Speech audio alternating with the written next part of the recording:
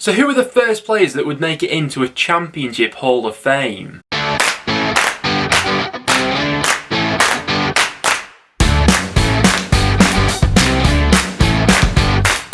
Guys, welcome back to another video on the channel. Really excited to bring this one to you guys today. Obviously, the Premier League have recently announced the first 2 people who are going into the Premier League Hall of Fame, and that got me thinking, who would make it into a Championship version of that? I must give a shout out to Alexis, who actually asked this question on the recent Patreon Q&A, and I thought it would make quite an interesting concept for a video. Also, if you want to read up on a full article about this, make sure to head on over to Planet Football. I've been doing a little bit of work with them recently, and it's definitely worth checking out. I'll leave a link to that article in the top line of the description down below. You can also find some videos on there which I'm featuring on at the moment. But the concept of this video is to put together a starting 11 of players who I think are deserving members of making it into a Championship Hall of Fame. So the way I've done this one, it's going to be in a 4-4-2 formation. I've gone for 1 starting player and 1 sort of backup option. Starting out in goal, I've gone for Paddy Kenny, with the backup option being David Marshall. I had a lot of great goalkeepers to choose from, and I'm very interested to see the teams that you guys come up with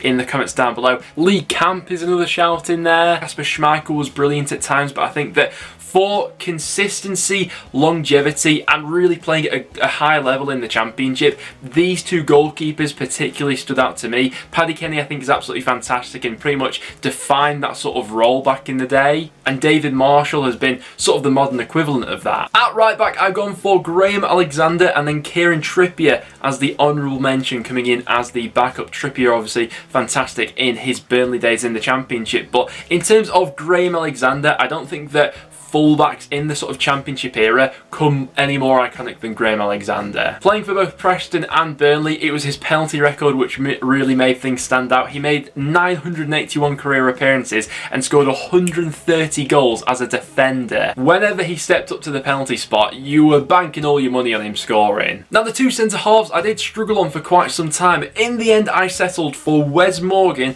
and Curtis Davis, with my 2 honourable mentions going to Sol Bamba and Ashley Williams. Wes Morgan making it into the PFA Championship Team of the Year 3 times. Obviously, he was fantastic in his Nottingham Forest days, but even more so iconic in his Leicester City days, captaining them to promotion from the Championship up to the Premier League, and we all know what went on to happen after that. And then for Curtis Davis, I also think that in terms of longevity, you know, he's still playing at the level at the moment. I know that injuries have slowed him down a little bit, but he'll be remembered very fondly from his Hull days, especially in winning promotion there. Ashley Williams, I was very close to putting in, but I just edged towards Curtis Davis in the end. Left back was a bit of a toss-up. In the end, I've gone for George Friend, with Ian Hart being the backup option. Ryan Sessegnon, another honourable mention, which goes in there for obviously having that fantastic season with Fulham. But I think that George Friend especially has sort of defined the modern Championship fullback as that sort of most like iconic player, really. He won promotion with Middlesbrough in that fantastic Aitor Karanka side, and he comes in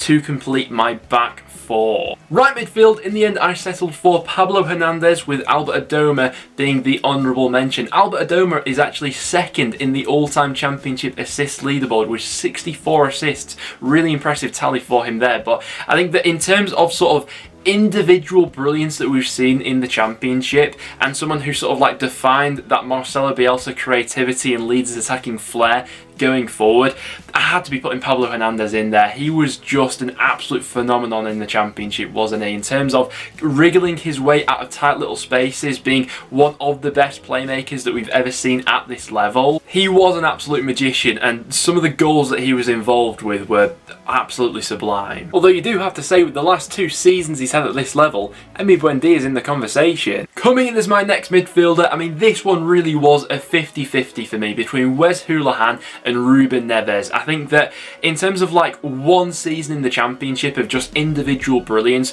Ruben Neves with that Wolves squad, potentially one of the best we've ever seen at this level, was absolutely next level. But obviously Wes Hoolahan has a bit more consistency on his side because he's just played more games at this level, and I think that obviously Norwich definitely deserve a little bit of representation in this video for the amount of times they've actually been promoted from the Championship. But Wes Hoolahan was that sort of era-defining player for Norwich, I think, really, sort of like him alongside Grant Hall. Norwich have been very fortunate over the years to have some wonderfully creative players. You know, at the moment we're all witnessing the brilliance of Emi Buendia, but let's not not, you know, forget some of the moments that Wes Hoolahan's had in the Norwich City shirt. One player who has to make it into a Championship Hall of Fame is Adel Taarabt, sheerly for the brilliance of the 10/11 season. He scored 19 goals, got 21 assists, but even those statistics don't do him justice. He was mugging off defenders left, right and centre on a weekly basis, and for me, I don't think we've ever seen a better individual season than that. The other honourable mention in central midfield for me goes to Ollie Norwood. Quite a few other brilliant central midfielders throughout the years, but Norwood to do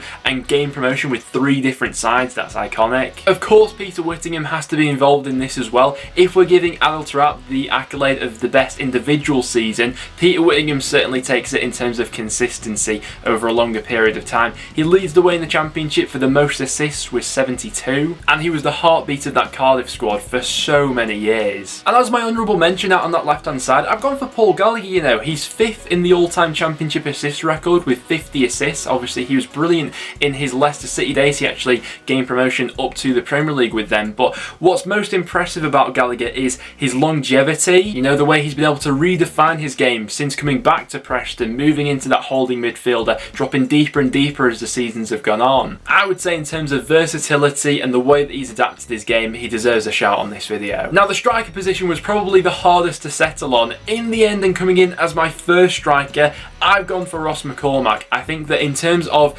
consistency over the years and being a bit of an iconic Championship striker, Ross McCormack ticks a lot of boxes. He's joint with Paul Gallagher in terms of assists with 50, and he's the 2nd highest scoring Championship player of all time with 120 Championship goals. Considering that he wasn't always playing for the best team in the Championship like some other strikers who we're going to give some mentions to. You know, in each of the seasons where he scored 20 or more Championship goals, he was never promoted.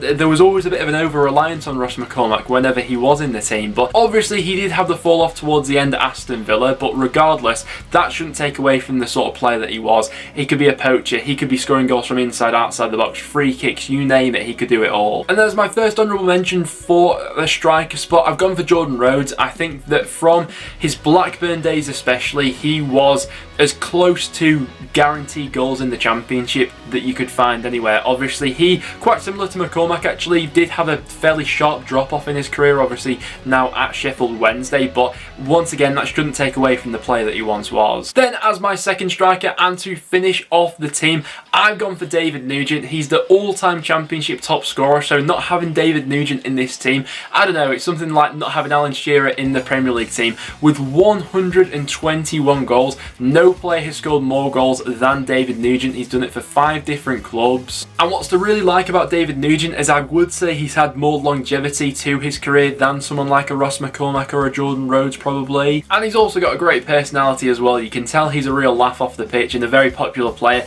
in whichever dressing room he's in. He just takes this one for me. Coming in as the honourable mention in the backup striker to David Nugent, I've gone for another player who's also shown quite similar longevity in Billy Sharp with 114 Championship goals. In the end, the strikers that I settled on are the top 4 Championship goal scorers of all time. I think that's the fairest way to do it, really. Obviously, some other names will be popped up in there, you know, the likes of Glenn Murray, who was fantastic, Ricky Lambert, Dwight Gale, Charlie Austin, Troy Deeney. There's loads of names that we could throw in, but I think I'm happy with this team. But there we have it, guys. That will wrap it up for today's video. As you can see to the side of me, that's my personal selections for who I think should be the first inductees in a Championship Hall of Fame. Let me know down below if there are any names that I've forgotten about. Do let me know about them in the comments down below. And also leave your teams as well. I think this one could be really a bit of fun. As always, if you did go on to enjoy, make sure to leave a like and do subscribe for a bit of regular Championship content. Check out the article, which is linked down below. But apart from that, guys, thanks so much for watching, and I'll see you all